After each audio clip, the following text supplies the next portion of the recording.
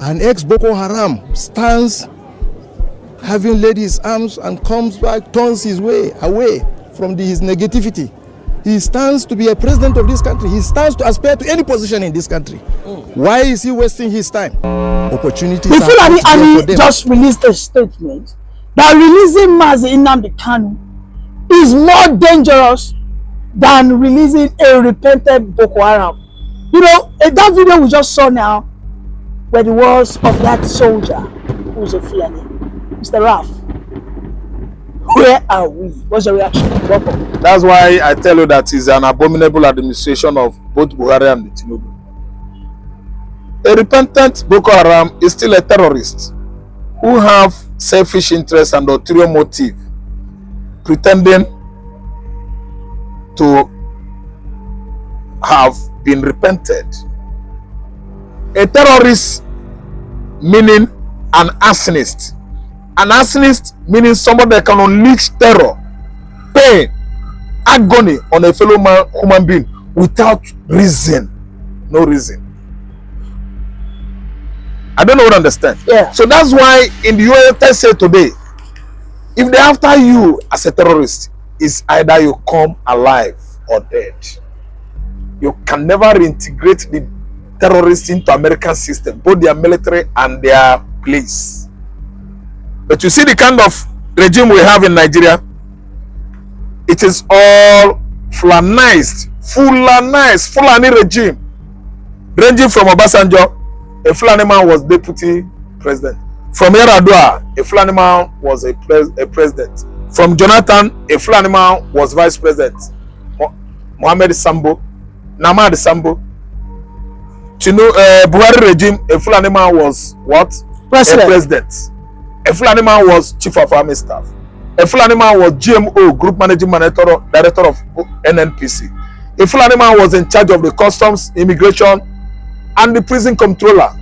So what are we saying here? When Fulani has actually seen that they have failed the whole governmental departments in Nigeria during Buhari regime, they've actually understood the conquests of what the Fulani is, because they believe that they have conquered Nigeria. And the only perceived enemy, person of interest in Nigeria today, to Fulanis, is Nnamdi Kanu. The man that has come in with agitation for actualization of Biafran sovereignty. He wants the Igbos to sit away from Nigeria. He wants the Yorubas to understand that they should fight for their own life and land. He wants the Efik, Ibibio, the Mid-Belt, all other tribes in Nigeria, that they are not minority, but they should come together and form a nationality of their own, so that Nigeria will be moving. He actually wants the whole Nigerians to understand that the invaders, thieves, armed robbers, bandits we have in Nigeria are the Fulanis. That's why he educated the Fulanis while at Guzo or Gachua prison. And today, the only perceived enemies the Fulanis have today is Mazi Nnamdi Kanu. Actually, they have listened to him in his previous broadcasts, that where he was going with all his preaching, agitation, that is sanitization of Nigerian society, is to abolish Fulani existence in Nigeria, because they don't mean well to Nigerians. All they come to do here is to cause political disturbances, religious crisis and troubles in Nigeria. They are not here for peace. They are not here for economic expansion. What they are here is to expand their religious borders, bringing in more Sunni, yeah, suppressed. Yes, Sunni into our system, politically and religiously. That's why you see them pointing accusing finger at Nnamdi Kanu. Nnamdi Kanu portends peace, serenity, economic tranquility to the current Nigeria today. But the troublemakers, the killers, the invaders, people that drinks people's blood for sake of Islam, are criticizing Kanu's freedom. And I have this question for you. Is the Fulanis in control of our Nigerian judiciary judiciary department? Yes, they are everywhere. These are people that don't know much. They go to school with half certificate. What do I mean by half certificate? Before I could go to secondary school, I wrote almost at one aggregate. In 1982, I was the highest in my class. God knows what I'm saying, that I'm not exaggerating. All my classmates watching me now, that I was number one. I wrote almost 31. Listen, you know, the second person wrote 26, no, 25, no, 26. I understand. 25. We understand you, sir. But let me tell you, in the Fulani land of the up country called North, 15, 14, 13, 12 aggregate were allowed. Can you just imagine the inequality? Imagine the inequality, the kind of that is engrossed inequality Southerners are bearing. This is the low requirements that they give them. That's why they are the majority in the Nigerian army today. So how do you expect these people of low mentality, low self-esteem, to equate themselves with the Southerners, with the Southeastern Nigeria? When I went to school, I was vigilated, checkmated, protected, secured, guarded, both left and right, while writing my exams by Nigerian Mobile Police, MOPO. But these are people, they pay money to go to school, they gave them food, they gave them clothes, they built school free. My high school where I went, my mother contributed money. Till tomorrow, my mother's money is there. Community members' money are there. It is not Anambra State government that built it. What are you telling me? And one Almajiri lawyer, Fulani man that is a chief justice, Fulani man that is an aide to Buhari, Mohammed Bache, is telling Buhari that not to release Nnamdi Kanu, and Nnamdi Kanu was not released. Tribunal coming, an Arab Yoruba. Yes, and he is listening to Bache Ahmed, yes, not to release Nnamdi Kanu. Ahmed Bashir came out just this morning, some hours ago. He said anybody that is seeking the release of Nnamdi Kanu should be considered an enemy.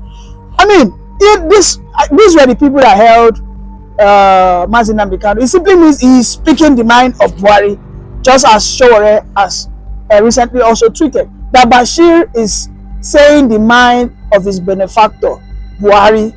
This is the greatest fear the Fulanis have now, that if Nnamdi Kanu comes out, it will conscientize the people. Because right now, the relationship the Fulanis have with the North and Middle Belt has been fractured. Severed by Nnamdi Kanu's ideology and preach. And they are telling you that that's why I look at Tinubu as the worst enemy the Igbos have. Ask me why. Why? Why must Bache tell you what to do? Bache that assisted your predecessor is telling you what to do. Why must Buhari family educate you on turning your back on Igbos by telling you that if Nnamdi Kanu comes out, Nigeria what? Divides. Is that their decision? Your decision is their decision this time around? Are they the one telling you what to do? You are the seat of authority. As a rock, you have the ability to decide, to take decision, to decree. It is on your hands. You have upper hand over the legislatives, the judiciary, and the rest of the ministries of the Federal Republic of Nigeria. But someone that has expired already so far, without certificate, a man that reared his cattle for how many years ago, a military man that was even expired since 2017, a replica of Tinubu, be telling you what to do as a president of Federal Republic of Nigeria? No, such is a filthy excuse, very dirty excuse from Tinubu. Tinubu is playing game to the Igbos. The Fulanis are not the one that should be dictating to him what to do, while he is in that highest exalted office. But I think the Fulanis are afraid. This is why they are shouting and screaming. Should I not? Because they are more or less begging Tinubu not to do that.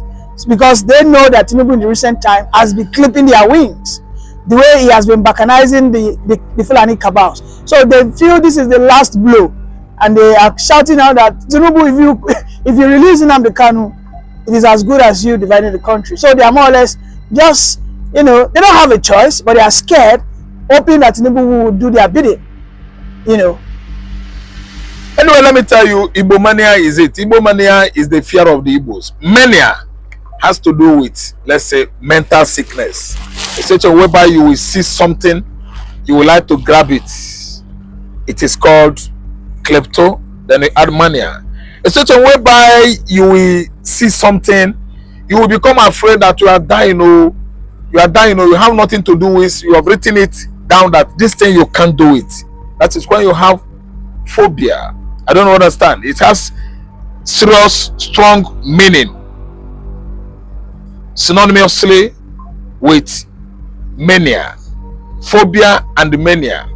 I don't understand. When you have anglophone, when you have francophone, excess love, mania has to do with that, excess love, because the quest to steal, whether you like it or not, is kleptomania. That's mania has come there. I don't know whether you see the two ways. Yeah, so they are suffering from both phobia and mania of the Igbo nation. I mean the Fulanis. No matter how you suffix it or prefix it, those are grammar. Yes. See, Igbophobia is the real problem Fulani will not allow Tinubu to be. They will be visiting that office with their talking drum, directing Tinubu not to go there. I mean, freeing the innocent man. But we can see the current dispensation, democratic in America. I think those lobbyists, Biafran lobbyists, and the friends of Nnamdi Kanu, they must actually gather together to make sure that MNK is freed. Fulanis are losing out because Tinubu has turned his back on Buhari's kinsmen, who were fielded all over the governmental departments during the last administration of Muhammad Buhari. Today, they are not anywhere in Tinubu's administration, nowhere to be found. Why? They are the poorest materials you needed to run a cabinet or an administration if you want to excel. They don't have anything upstairs. All they have upstairs is Quranic inscription, which is Arabic. That is all. They don't want to go to the moon. For where? Discuss going to the moon with a poorly educated Fulani youth. He will laugh at you because he believes that it's Muhammad and Allah that will take them to the moon. He doesn't know that God Almighty has left you to read and learn. Yes. On the field of what? Technology and science. Come out or evolve crafts that can help you to navigate into the moon. It is not about waiting for Allah and Muhammad to do it. These people are the most undereducated, most poorly educated youths, people in Nigeria. They will not give Tinubu space because actually they know they are losing out. In fact, on the field of appointment, on the basis of governmental appointments, Fulanis are nowhere to be found. Tinubu has taken over everywhere, and so did Buhari. If I could be in Tinubu's position, the Fulanis, they should give me space, breathing space, for Christ's sake. Again, you are welcome to the theater. In continuation of our media relationship, and to also pass information to you to enable you to disseminate this information. Today we are going to present to you some fresh surrendered Boko Haram members who willingly on their own surrendered to the theater. There are more than this that I'm going to give you. We have well over about 45 in the Mungulu general area and over about 60 in Bama side. We just have these few we want to bring for your own information so you can actually see and interact with them. And what I want you to do is to talk to them and to also help us propagate so that others can also surrender willingly. Like I said, we are not here to kill anybody. We are following international best practices. We have windows for people that want to surrender. Like I said, we have the surrendering camps in various areas as designated so that those who want to surrender can willingly go there and surrender.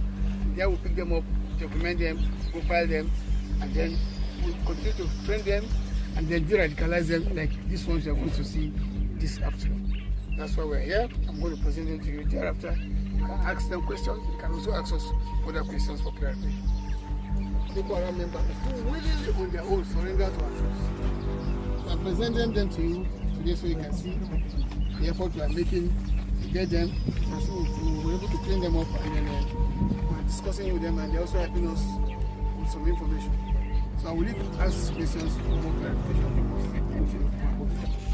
Ina bangaren mamman wani bangare kuke aiki? muna aiki a tafkin Chadi markazin Tumbuma. So ya aka kuka nufa wuyan ga sojan Najeriya? Mun daɗe muna hangen tafiya ɗin kamar yadda su suke faɗa mana ɗin ba haka take ba, sai dai muna tunanin hanyar da za mu fita ko mu fita sojoji su kashe mu ko kuma kafin mu fita su yan uwanmu din su kashe mu. To a ƙarshe dai sai muka samu cikakken bayani daga wajen shugaban ƙasa janar Muhammadu Buhari cewa ya yafe ma duk wanda ya aikin Boko Haram kuma ya zo ne da kansa.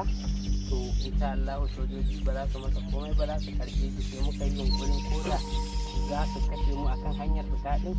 To insha Allah tun da Allah ya ga zuciyar mu mun nemi hanyar tuba ne suka kashe mu, to za mu samu saukin kurakuran da muka yi ranar kiyama. Sai muka fita tare da waɗanda muka fito a nan, kuma sai Allah ya kare mu a hanya har muka zo mu na dai lafiya har zuwa yanzu ga shi kuke mana tambayoyi a kai.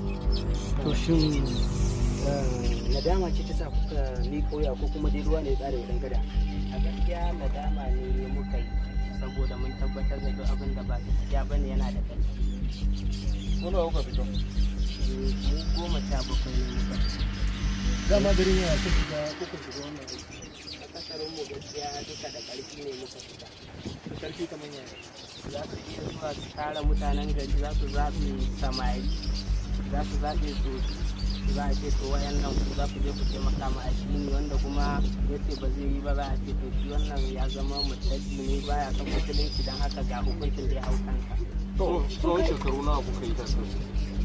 Ya zama daban-daban, wani za ka samu yana da shekara 1 da rabi, wani 2, wani 3, wani har 4 ma a cikin mutum da muka fi. Kai a wani bangare? Kamar ni karan kaina yanzu ina da shekara 4 kafin na fito tare da su. Zaman ka da su wani abu ne za ka iya tunawa mafi muni wanda ka aikata cikin aikace-aikacen da suke yi? Gaskiya abin da na taɓa aikatawa mafi muni shine na karɓi kuɗin talakawa a kan ruwa. Babu abin da nake tunawa wanda nake nadaman aikatawa irin. To kuma wani ne kira za su yi ma sauran ƴan uwanku da suke gefe da har yanzu ba su yi ba? Sauran ƴan uwanmu da suke daji a da, idan da ne nake ƴan uwansu, yanzu kiran da zan musu shi ne na farko dai su shugabanni suna jan hankalinsu a kan ko sun fito za su fito ne a tara su a giwa bare ko a kai a zuba su a kogi ko a je a harbe su.